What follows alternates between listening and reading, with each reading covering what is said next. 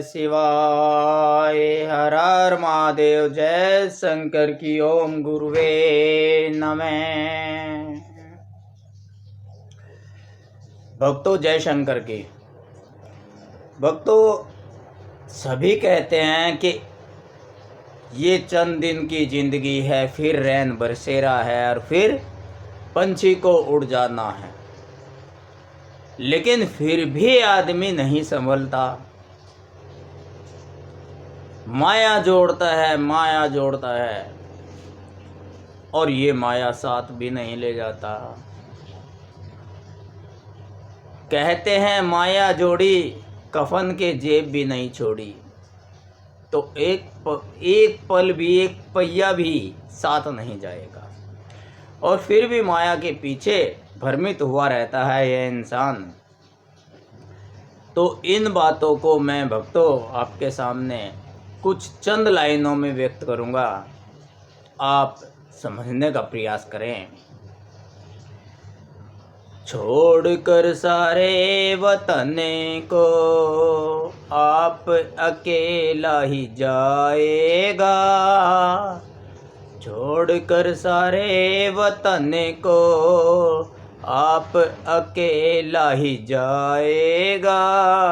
बंदा कहता काया मेरी, बंदा कहता काया मेरी, माया का अभिमान यहीं रह जाएगा।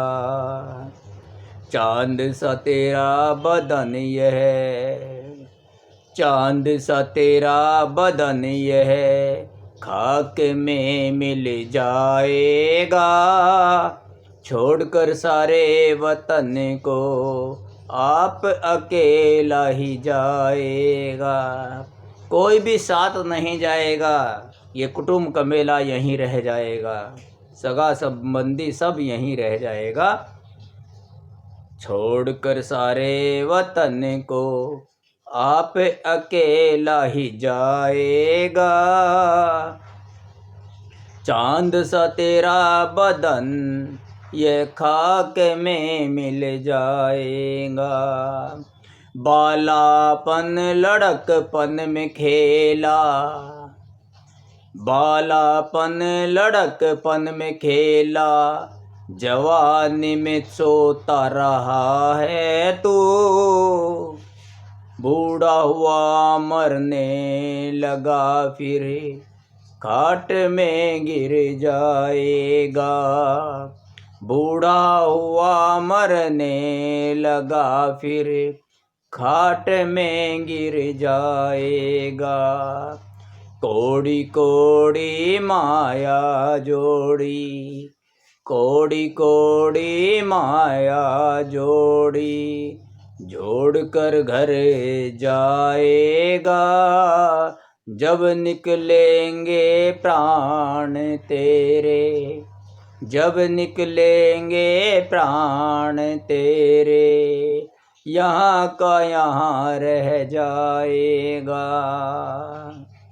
छोड़कर सारे वतन को आप अकेला ही जाएगा। छोड़कर सारे वतन को तू आप अकेला ही जाएगा। बूढ़ा हुआ मरने लगा फिर खाट पे गिर जाएगा। कोड़ी कोड़ी माया जोड़ी, कोड़ी कोड़ी माया जोड़ी, जोड़ कर घर जाएगा। जब निकलेंगे प्राण तेरे, जब निकलेंगे प्राण तेरे, यहाँ का यहाँ रह जाएगा। करना हो सो कर ले बंदे। जीते जी क्या करना है, इन लाइनों में व्यक्त करता हूँ। करना है सो कर ले बंदे, फिर पीछे पछताएगा। करना है सो कर ले बंदे, फिर पीछे पछताएगा। कह संत सुनो भई साधो, कह संत सुनो भई साधो, करनी के फल पाएगा, करनी के फल पाएगा। छोड़कर सारे वतन को आप अकेला ही जाएगा, छोड़कर सारे वतन को आप अकेला ही जाएगा। चांद सा तेरा बदन यह खाक में मिल जाएगा। माया के पीछे अंधा हुआ इंसान यह नहीं सोच रहा है कि क्या करना चाहिए, जबकि प्रकृति हमें बहुत कुछ सिखाती है। साधु संतों ने, हमारे ऋषि मुनियों ने पेड़ पौधे फूल पत्तियों की पूजा क्यों बताई है? इसलिए बताई है कि यह जीवन परमार्थ के लिए है, पुरुषार्थ के लिए है। परमार्थ कारणे धरा शरीर, तो यह शरीर जो मानव शरीर है ये दूसरों की सेवा में लगाने के लिए धरा है। इसीलिए कहते हैं कि सभी आश्रमों से बड़ा गृहस्थ आश्रम है। गृहस्थ आश्रम में सेवा भाव है, भक्ति भाव है, प्रेम भाव है, समर्पण भाव है, तो वह सब कुछ सिखा देता है। बस प्रेम का अभाव नहीं रहना चाहिए। ढाई आकर प्रेम का पढ़े सो पंडित होए। तो कहने का तात्पर्य यह है कि माया भी जरूरी है इस जीवन को चलाने के लिए, लेकिन माया में इतना अंधा न हो जाएं कि दूसरे आपकी माया के कारण दुखी हो जाएं, आपके घमंड के कारण दुखी हो जाएं। तो इसलिए कहते हैं कि अपने सारे कार्य धन संपदा इकट्ठे करने तक के भी सारे कार्य विधि पूर्वक करते हुए ईमानदारी के साथ उस भगवान का सुमिरन करते हुए सदकर्म में लगना चाहिए। बुरे कर्मों से तौबा करनी चाहिए, क्योंकि जब यह शरीर से हंस उड़ेगा तो अकेला ही जाएगा। उसे कर्मों का फल आगे चलकर अकेला ही भोगना है, कोई कुटुंब का बेला साथ नहीं जाएगा। तो इसलिए हर पल दूसरों की सेवा में लगे रहिए। ऐसा कार्य करने से तौबा करें, भगवान से प्रार्थना करें कि हमसे ऐसा कोई कार्य अनजाने अनजाने में न हो पाए, और अगर बुरे कार्यों में लग भी जाएं और जाने अनजाने में ऐसा कार्य हो भी जाए तो तुम संभाल लेना, जिनसे दूसरों का दिल दुखता हो। भगवान से प्रार्थना करनी है, भगवान ही सब कुछ तारने वाला है, पल में मारने वाला है। उसकी आँखों में देखो, हम मूर्ति के सामने जाते हैं तो क्या करते हैं? भगवान से मांगते हैं। उसकी आँखों में झांकिए, दीदार कीजिए। किसका? दीन दुनिया का दीदार, दीन का और दुनिया का, राजा रंग का, सबका दीदार उसकी आंखों में होता है। तो एक विजुअल कीजिए, एक नाटक के दृश्य की तरह देखिए उसकी आंखों में कि उस परमात्मा की मूर्ति, उस देव की मूर्ति की आंखें हमें क्या बता रही हैं। जाने क्या भरा हुआ है, जाने क्या भरा हुआ है भगवान तुम्हारी आंखों में। दिनों दुनिया दोनों का दीदार है तुम्हारी आंखों में। जाने क्या भरा हुआ है भगवान तुम्हारी आंखों में। दिनों दुनिया दोनों का है दीदार तुम्हारी आंखों में। तुम मार भी सकते हो पल में, तुम मार भी सकते हो पल में, और तार भी सकते हो पल में। अमृत और विष का रहता है भंडार तुम्हारी आंखों में। जाने क्या भरा हुआ है भगवान तुम्हारी आंखों में। एक मूर्ति प्रकृति के रूप की, एक मूर्ति प्रकृति के रूप की, या छवि कृष्ण भगवान की है। संसार की आंखों में तुम हो, संसार की आंखों में तुम हो, संसार तुम्हारी आंखों में। जाने क्या भरा हुआ है भगवान तुम्हारी आंखों में। दीनों दुनिया दोनों का है दीदार तुम्हारी आंखों में। जो मैं हरि चरण रज पाऊं, जो मैं हरि चरण रज पाऊं, घोल घोल लोचन सुवन के सगरे पिंड रमाऊं। हृदय ज्ञान ज्योति पावे, अंधेरा मन का मिट जावे। भोगीपन का जीवन तज कर मैं योगी बन जाऊं। मैं योगी बन करके, मैं योगी बन करके, आत्म परमात्मा का दीदार तुम्हारी आंखों में। जाने क्या भरा हुआ है भगवान तुम्हारी आंखों में। साधु और संतों का दीदार है दोनों तुम्हारी आंखों में। जंगल डोलूं न पर्वत डोलूं, जंगल डोलूं न पर्वत डोलूं, न कुछ गाऊं न कुछ बोलूं। क्या करना है भगवान के आगे? जंगल डोलूं न पर्वत डोलूं, ना तो जंगलों में जाऊं और ना पर्वत पे चढ़ूं। न कुछ गाऊं न कुछ बोलूं, मन मौन व्रत हो सब जनता में। मस्त समाधि लगाऊं मैं, योगी संत देखूं तुम्हारी आंखों में।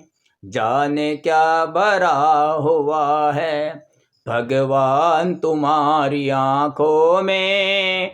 दीनों दुनिया दोनों का है दीदार तुम्हारी आंखों में। नस्वर जग से तोड़ के नाता, नस्वर जग से तोड़ के नाता, न कोई बंधु न कोई भ्राता। इस जन्म लेने इस जग में, इस जन्म लेने, ईश यानी कि ये भैया वाला इश नहीं, ईश्वर जन्म। इस जन्म लेने इस जग में फिर कभी न आऊं मैं। सारा जग देखा मैंने अब, सारा जग देखा मैंने अब, उस जग को देखो तुम्हारी आंखों में। कौन से को? उस जग को जहां जाना है हमें, भगवान के जग को, भगवान की दुनिया को, यानी कि तुम्हारी दुनिया को देखो तुम्हारी आंखों में। जाने क्या भरा हुआ है भगवान तुम्हारी आंखों में। दीनों दुनिया दोनों का है दीदार तुम्हारी आंखों में। ओम नमः शिवाय भक्तों।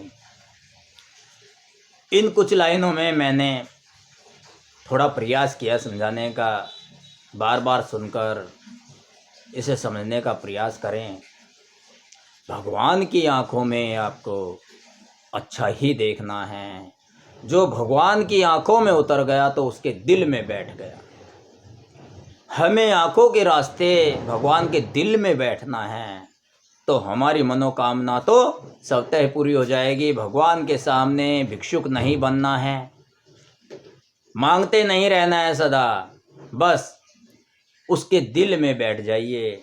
जिस तरह से हनुमान जी भगवान रामचंद्र जी के दिल में बैठ गए थे, उन्होंने कुछ नहीं मांगा, केवल सेवा भक्ति भाव मांगा।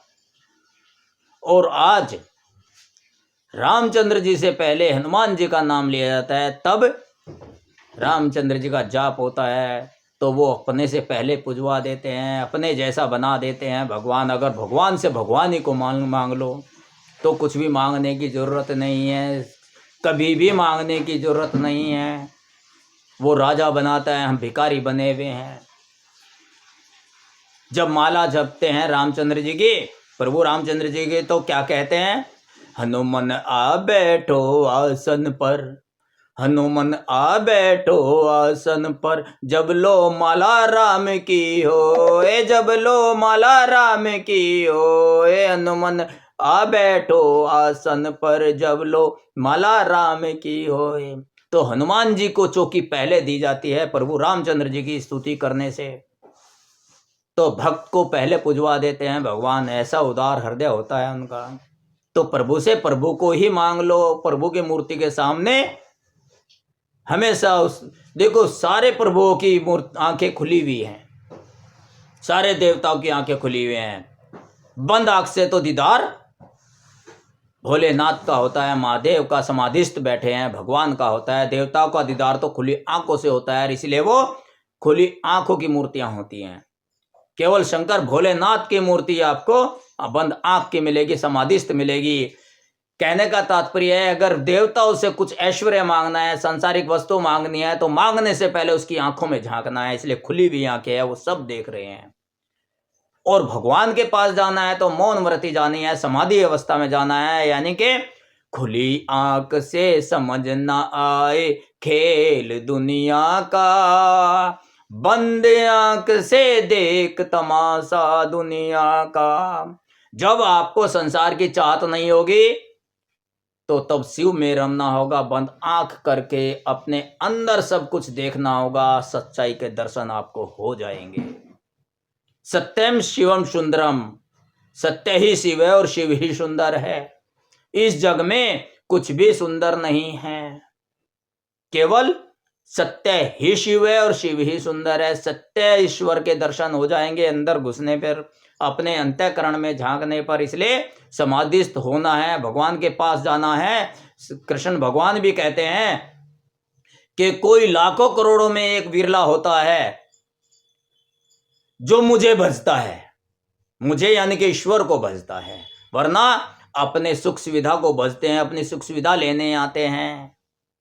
मुझसे मुझी को मांगने तो कोई कोई विरला होता है जो भक्त आता है और उसका मैं बन जाता हूं, उसके अधीन हो जाता हूं, उसकी मनोकामना स्वतः ही पूर्ण कर देता हूं, मांगने की जरूरत नहीं है।